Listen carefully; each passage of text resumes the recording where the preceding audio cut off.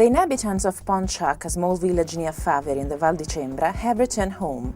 They had been evacuated in the last few days due to the risk of trees crashing onto their houses after heavy snowfall and violent winds, which had also led to interruption of their electricity supply. The first snow of October, falling on trees still covered with leaves, had indeed made the plants excessively heavy, causing them to tear dangerously over the houses.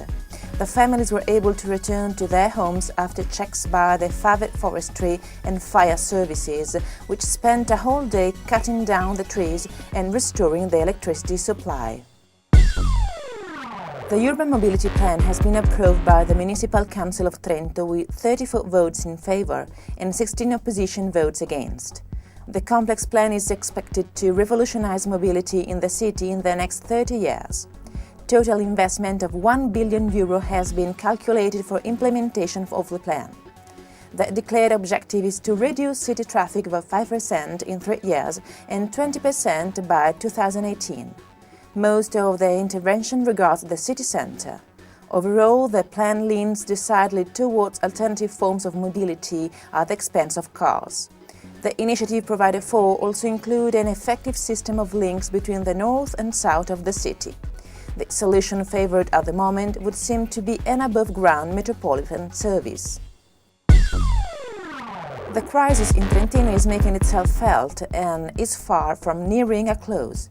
Company crises are a regular occurrence and an increasing number of workers are losing their jobs and thus their monthly paycheck.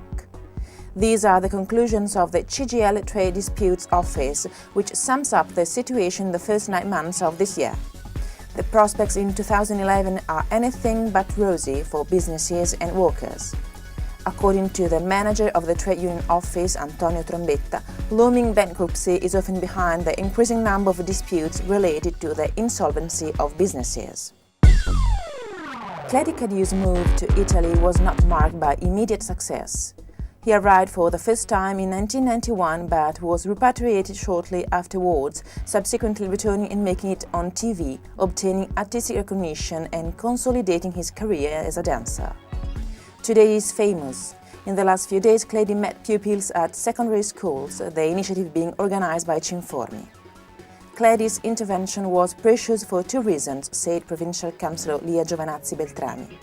First of all, because we gave the students an example of someone who has kept his feet firmly on the ground despite his success, and secondly because Claudio invited students not to deny their own roots, a fundamental passage in the path toward coexistence. The younger you are, the easier it is to learn foreign languages. For this reason, an increasing number of parents enroll their children in school offering teaching more than one language. Schools in Trento are also responding to this need.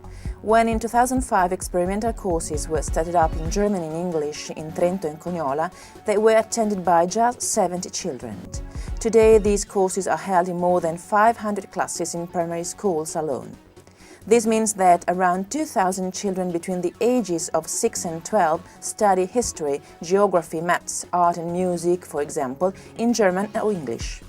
This makes an important contribution not only to their future in terms of personal development, but also and above all in terms of employment. 2 inaugurations in one stroke. The Mart in Rovereto is doubly busy thanks to an exhibition of 13 works by the American artist Dana Schutz, one of the most interesting painters to appear on the international scene in the last 5 years, and an exhibition on some of the most significant architectural projects in the last decade.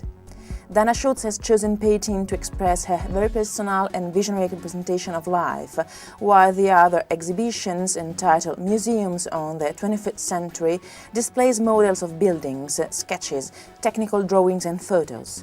The idea is to show the main trends in the construction of museum buildings with the objective of exchanging ideas on the results achieved by museums architecture at international level.